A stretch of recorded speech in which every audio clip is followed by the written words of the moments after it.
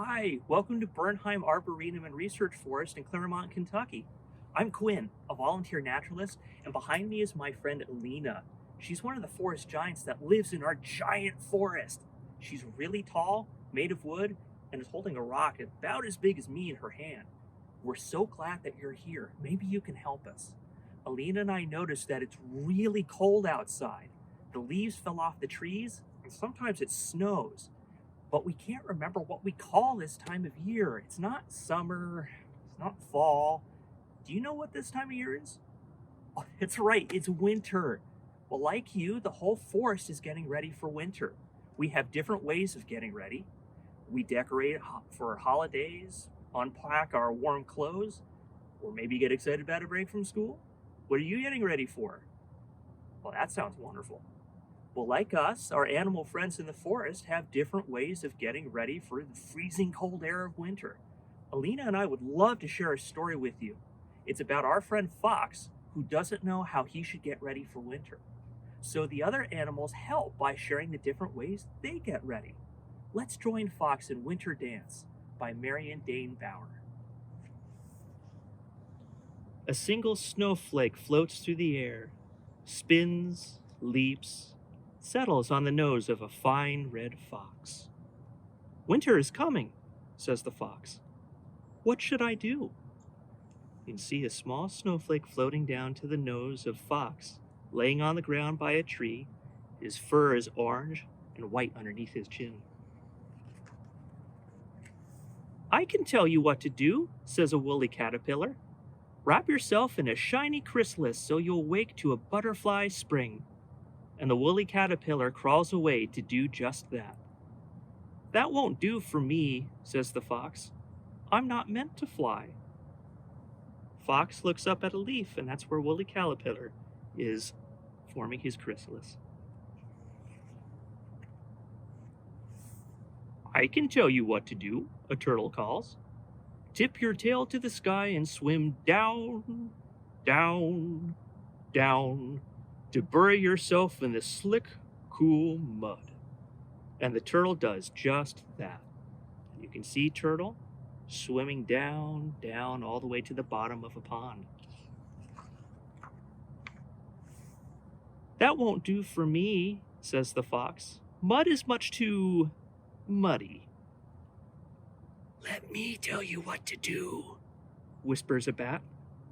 Zig and zag and swoop into a cave. You can see Fox looking up at bats flying around him. Then hang by your toes and go to sleep. And the bat does just that. That won't do for me, says the fox. My toes would get tired. Fox is looking inside the cave, and you can see the eyes of the bats getting ready to go to sleep. Plop! An acorn drops from a tree. See the acorn fall and plop right on Fox's head. I can tell you what to do, chatters the squirrel. Gather, gather, gather, then quick, quick, hide everything away. And he scampers off to do just that. That won't do for me, says the fox. I don't even like acorns. Fox looks around a tree at a squirrel on the ground. You can see him gathering nuts in a small hole at the bottom of the tree. We'll tell you what to do, geese honk from the sky. Flap your wings and fly away to warm days and silky soft nights. You can see the flying geese looking way down at Fox, who looks tiny in the middle of a field of snow. And going, gone. The geese do just that. That won't do for me, says the fox. I belong here in the forest. Fox looks out of the forest and sees the geese flying away and disappearing as they reach a red sun.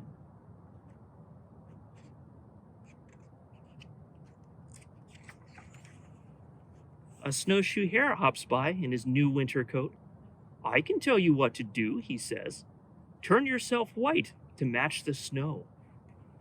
And the snowshoe hare, who has done just that, disappears into the whitening whirl. That won't do for me, says the fox. I love my red fur. And Fox looks out into the snow.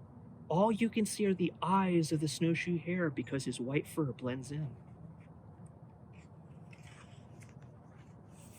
I can tell you exactly what to do, says a giant black bear. See a huge black bear looking down at a little fox. Curl beneath the roots of a toppled balsam tree and tuck all your growls away. And the great black bear does just that. See Fox on top of a hollow log looking down at Bear, who's curled up inside. That won't do for me at all, says the fox. I'm not a bit sleepy. And Fox you can see chasing snowflakes and feathers and leaves as they fall. Hush, the wind sighs. Hush.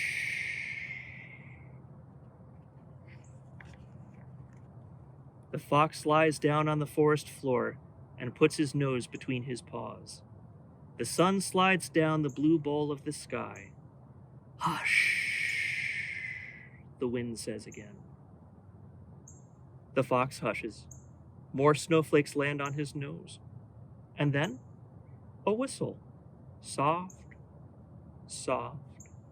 And you can see Fox laying in the middle of the snow in a forest between lots of trees.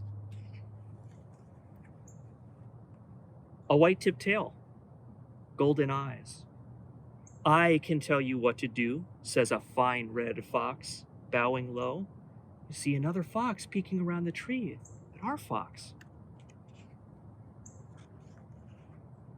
When a million snowflakes fill the air, twirling, tumbling, spinning, waltzing, you and I join them. And our two foxes watch all the snowflakes as they dance down through the air.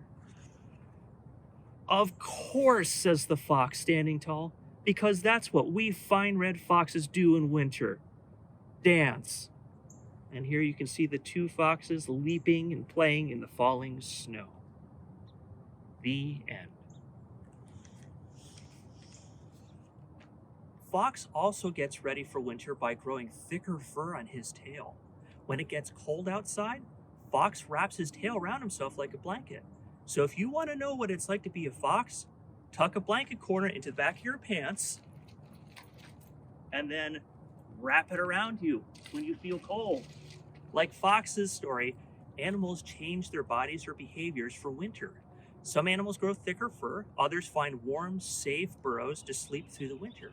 And what do the geese do? That's right, they flew way south where the weather is warmer. We call these changes adaptations, and they help our forest friends survive freezing winters. But every time a forest gets cut down, it's harder for our friends to get ready. They lose places to gather food and find shelter. Saving giant forests like Bernheim helps, but I want to tell you a secret. You don't have to have a giant forest to be a giant help.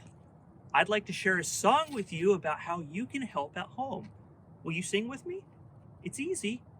I'll sing the first part, and then you sing fa la la la la, la leaf it be. Want to try it with me? Fa la la la la, la leaf it be. Wonderful. Okay, let's try it. Deck your lawn with lots of leaves. Fa la la la la, la leaf it be. They make homes for bats and bees. Fa la la la la, la leaf it be. Animals like bats, bees, frogs, they actually hide underneath the fallen leaves in wintertime.